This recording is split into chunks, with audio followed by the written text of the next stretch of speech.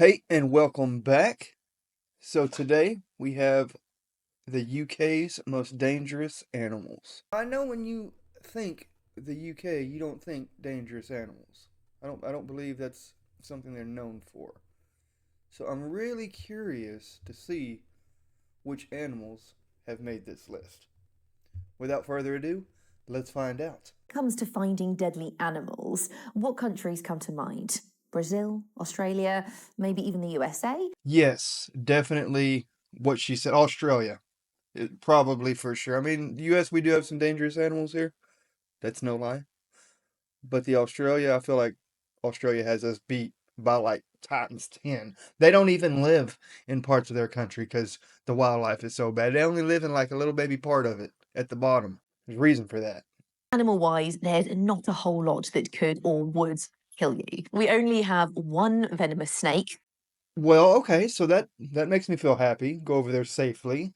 You only have one venomous snake. That's it. Just one in the whole country. Okay, okay. But I see you. I bet that one venomous is pretty venomous. Which has a venom 40 times less potent than the deadliest snakes. Well, I lied. She said it's 40 times less than the average poisonous snake. Immediately, as soon as I unpaused it, I was wrong. It's going to be a great video. The related death reported since 1975. And he hadn't killed anybody since the 70s. I mean, that's a good thing. That is a good thing. But as far as like venomous snakes, okay. But you still have snakes. So, just what are the UK's deadliest animals, and how likely are you to encounter them? But let's zoom in on the 250,000 square kilometres of England, Scotland, Wales, and Northern Ireland that's home to more than 65 million tea-sipping citizens. I like tea as well. Tea is delicious. Sweet tea, but I think it's different over there. I think. We might have to watch a video reaction comparison to American tea and British tea. That would be a good one. Until the Middle Ages, wild boar, wolves, and even brown bear and lynx could be found within a Britain that was much wilder than it is today. Okay, so back in the day, y'all used to have some pretty crazy stuff out there. Y'all had bears out there, lynxes, those big cats, not to be confused with cougars. Was perfect hunting ground for these fierce predators. But as our populations expanded, the wild animals were hunted for sport, and their forest homes were chopped down to make space for cultivated land. So by 1000 BC, both the Eurasian brown bear and lynx had disappeared. Oh wow, so that's 1000 BC. We're talking a long time ago. Y'all had some bears. Long time ago. Wolves and wild boar persisted a bit longer, but by the time Charles II sat on the throne in the mid 17th century, they too were gone. They made it till the 17th century? Gosh, that's a long time ago too. Man, y'all just been chilling over there. It's not to say, though, that all big mammals are safe. In fact, it's the seemingly docile ones that we intentionally breed that might pose the most threat. Dogs may be man's best friend, but with around 200,000 dog attacks a year, they can be surprisingly deadly. Okay. Stop. Cut it out. You're going to start the list. Well, second on the list with cute puppy dogs. Certain breeds like the Pit Bull Terrier and Japanese Tosa are considered especially aggressive. Yeah, but we have pit bulls and the other ones over here too, and they're not that bad. They just get a bad rap. And under the dangerous dogs limit. But despite the huge number of attacks, only roughly 2 deaths a year are caused by dogs in the UK on average. How? They've got a reputation for being passive. Cows made the list as most dangerous animals. Top 5, top 4, whatever this is.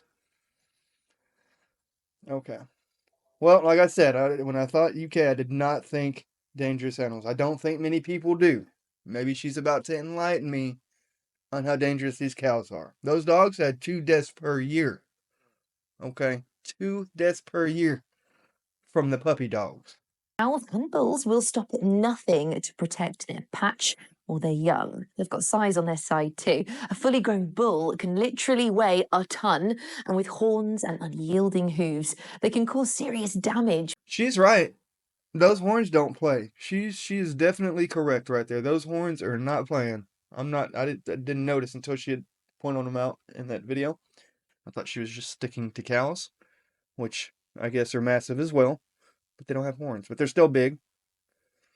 I could see that. I could see that. Cows are considered the UK's most deadly large mammal. They've killed at least 74 people in the last 15 years. It's an average of nearly 5 cow-related deaths per year. 5 cow-related deaths per year. That's crazy. They could stampede though. I didn't think about that. They could stampede and just run you over. That's not. You could die or be hurting.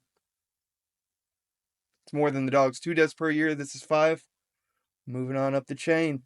Britain's real animal killers are insects. Now, I'm not talking about spiders, although around 15 species of spider in the UK can bite. Okay. She's talking about insects, but she's not talking about spiders. I'm curious to see which insect she's talking about. Let's find out. I'm very, very curious here. There's never been a single reported death thanks to a spider bite here in the UK. Never. Is that true? Somebody let me know. Is that true? That's crazy. There's never been one single reported death from a spider bite in the UK ever. That's crazy to me. That is diabolical. That's actually very good. That's actually a very good thing. The real insect villains kill by indirect means. Bees and wasps can sting when they feel threatened, injecting a venom that causes local pain and swelling. For most of us, that's where it ends. But for 30% of the population who are allergic to the venom, a sting can be life-threatening. Anaphylactic shock following wasp and bee stings can be sudden. Allergic reactions to stings result in around 5 deaths per year. It happens. It happens. That happens over here too. Death from above. I don't mess with wasps or hornets or bees. Bees aren't that bad, but I'm not messing with any type of yellow jackets or hornets or wasps. That is death from above. That's not happening. And you can't get away because they can fly. You're not getting away from them. That's not happening. Finally, dust mites. Is that dust mites?